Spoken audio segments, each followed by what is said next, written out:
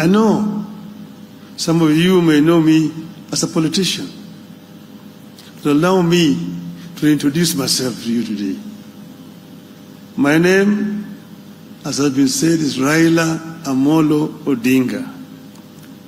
I'm an African by way of Kenya, although my ancestors came from a place called Bar El Ghazal in southern Sudan.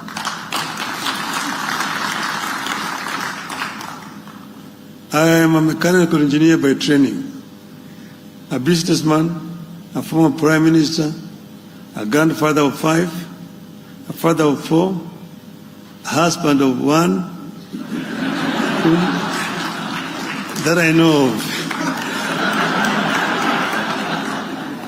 and a lifelong servant of Africa, but you may call me also Baba. Many of you have heard of me because of politics, which, as you know, can be a challenge.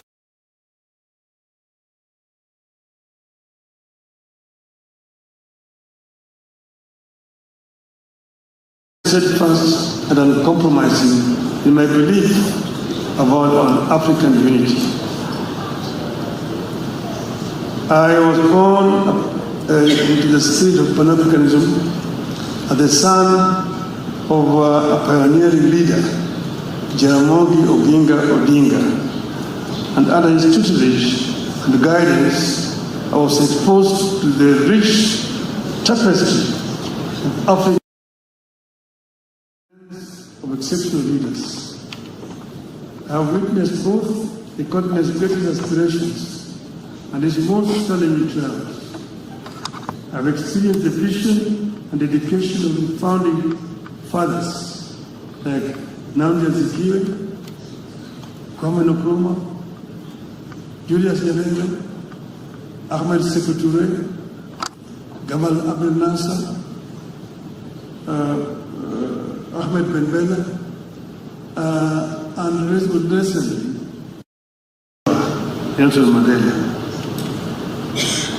I have also lived through the collapse of that grand vision and have had occasion to watch as the world rapidly transformed, while back at home, we are developing at a slower rate. Thankfully, the vision of the modern AU as we know it was brought back to life by Presidents Thabo Mbeki, Olusegun Obasanjo, Abdoulaye Wade, and Abdulaziz Bouteflika. We thank them for their contributions. Indeed, Africa has given all of us the tools to succeed, which is why I'm determined to give back to Africa. And we're meeting here today in Addis Ababa. Addis Ababa is not the head seat of OAU or AU by accident. This is the cradle of mankind. By contemporary knowledge of science, the oldest species of humanoids living around this region here, from Ethiopia down to Kenya. So here you are back home. And they say that Adam was the first human being who was an African. So this is also the oldest country in terms of governance in the continent. It was the only country that was not colonized. So what you see here is not a relic of any kind of colonization. Apart from a brief invasion by Italians, this country has always ruled itself. When they came here, they found an institution that was much older and stronger than they left back home where they came from. So you are proud that Africa actually is the mother of civilization. When Africans were struggling, Ethiopia offered support for liberation of Africa. And the national liberation movement moved, and eventually colonialism was defeated. So there were centers: Accra, Cairo, Addis Ababa, Dar es Salaam. Those were the origins of African Organization of African Union. 2.5 weeks ago, we were here in Addis Ababa to come at the launch of the refurbished African Hall, where the Organization of African Unity was founded in May 1963. At that time, I came under a different category. I was invited as a descendant of my father, who was one of the founding fathers of the Organization of African Union. At that time, a big part of Africa had already been liberated. They were represented by presidents.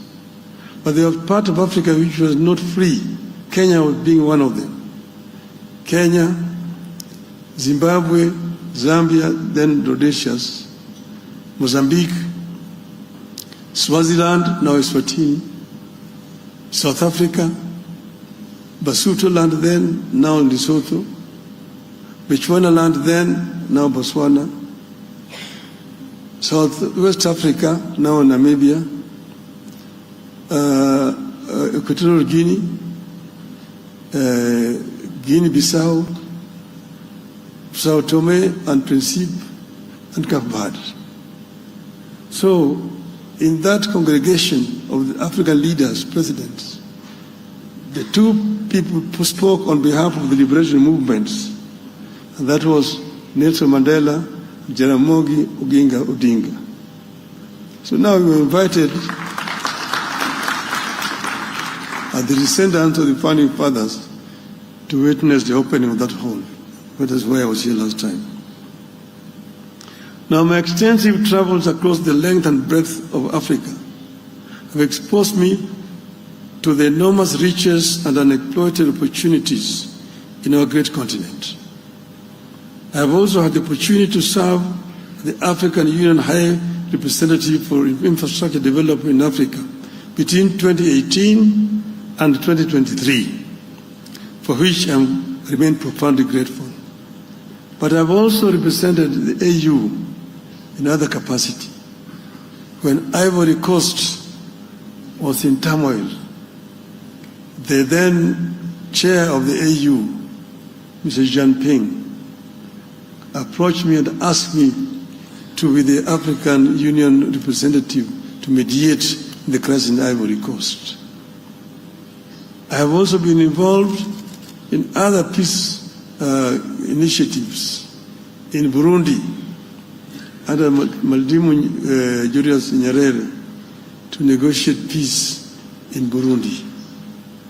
I was also involved in Mozambique when there was a crisis, when the opposition had refused to accept the results and they needed somebody to go and bring them together. I was involved in the negotiations in Mozambique. So I understand Africa from other perspectives. But I was asked by the current chair to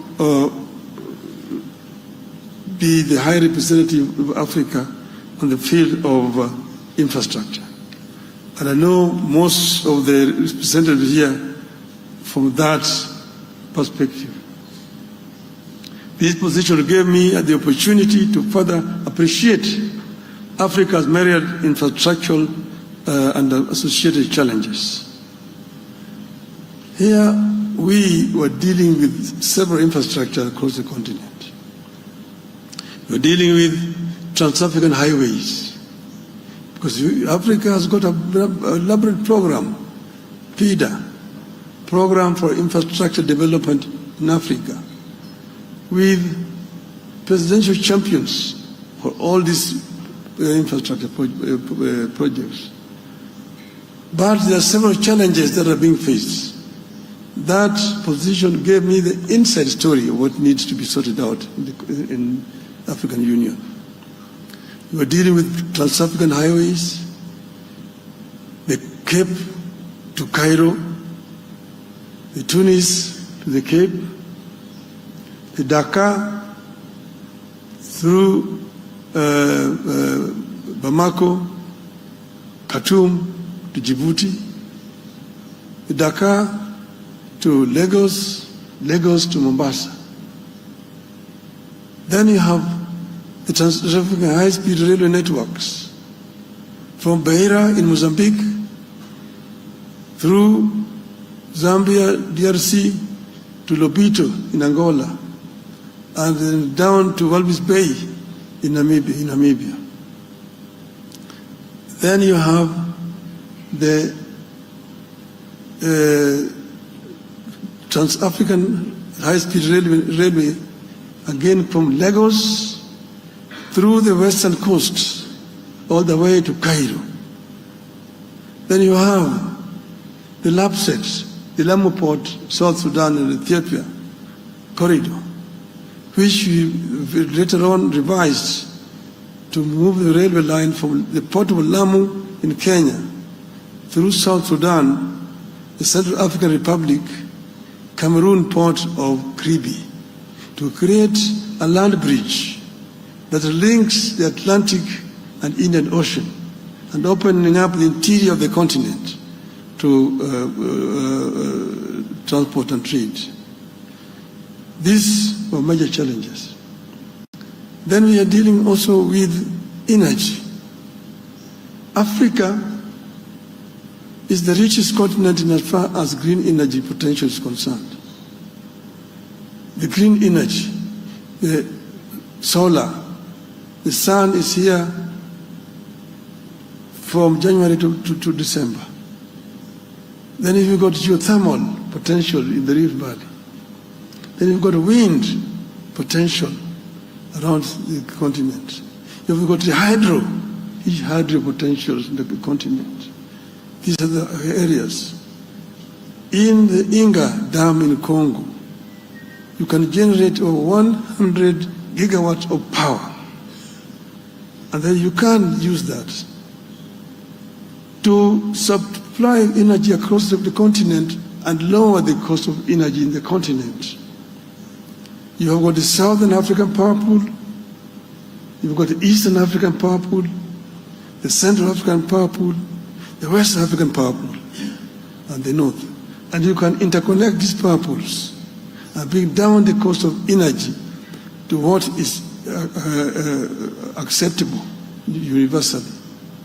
In some places in the continent, like if you go to the Gambia, the cost of electricity is 38 US cents per unit.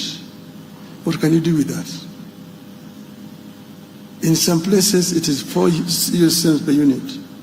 So if you want to be able to process the raw materials that are available in abundance on the continent, you must address the issue of energy acceptability in our continent. And that was one of the issues we dealt with. The issue of high-speed connectivity, fiber optics, was another one, to connect all the African capitals so that communication can become much easier and faster and give our people access to the internet.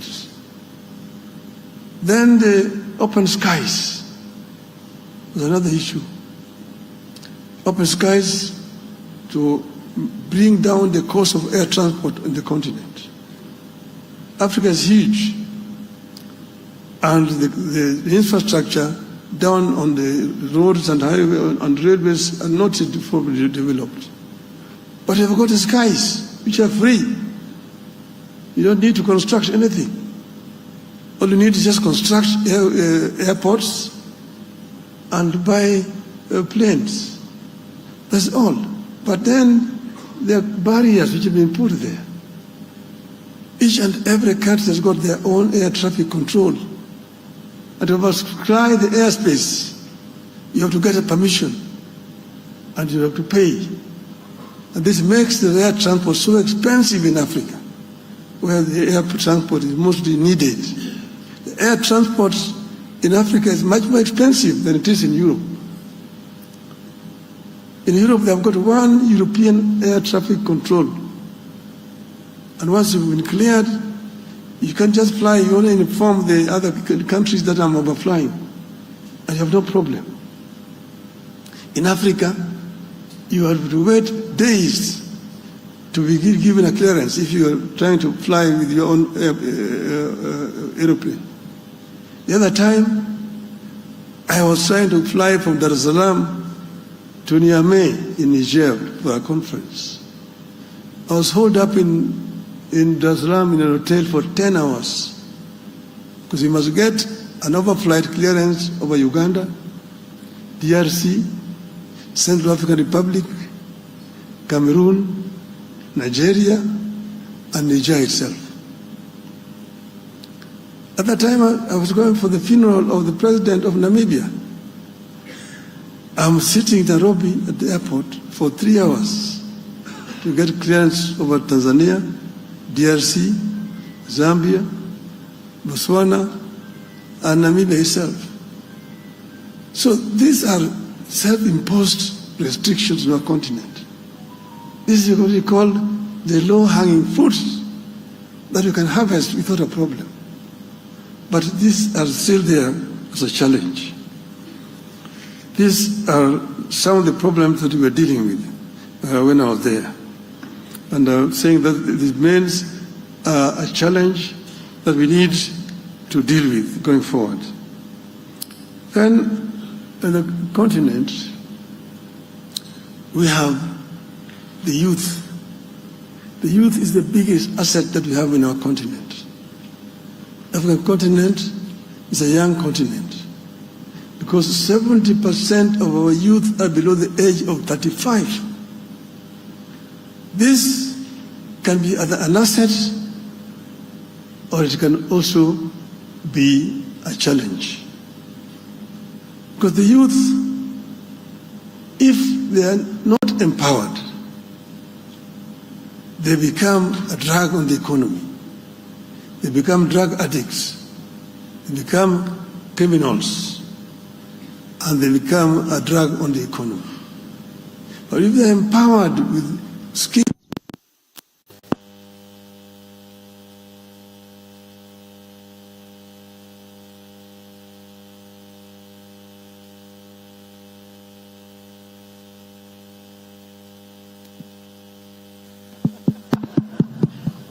it should be back now. So, thank you. Thank you. So, our youth are the biggest resource that we have in the continent. But we first need to give the youth the requisite tools that they require to be able to create wealth for our continent. This is another major challenge to us. This is what other countries have done. This is what China did.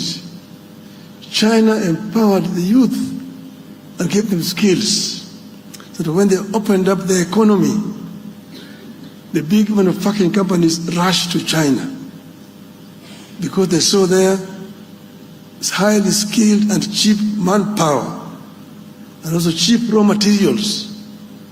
So you go to China, all the major manufacturing companies are in China.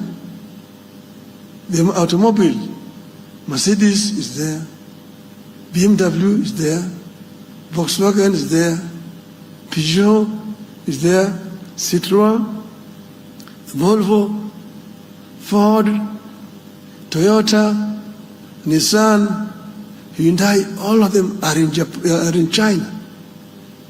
In Germany, they tell me it is cheaper to manufacture a Mercedes-Benz in China and ship it back to Germany than the one manufactured in Stuttgart, Germany. That enabled China to move 600 million people from poverty to middle income status. So China is today no longer the cheapest destination because most of the people have become more affluent. A gap is left down there underneath which Africa can fill. Because China has the cheap raw materials, but those raw materials are made with original raw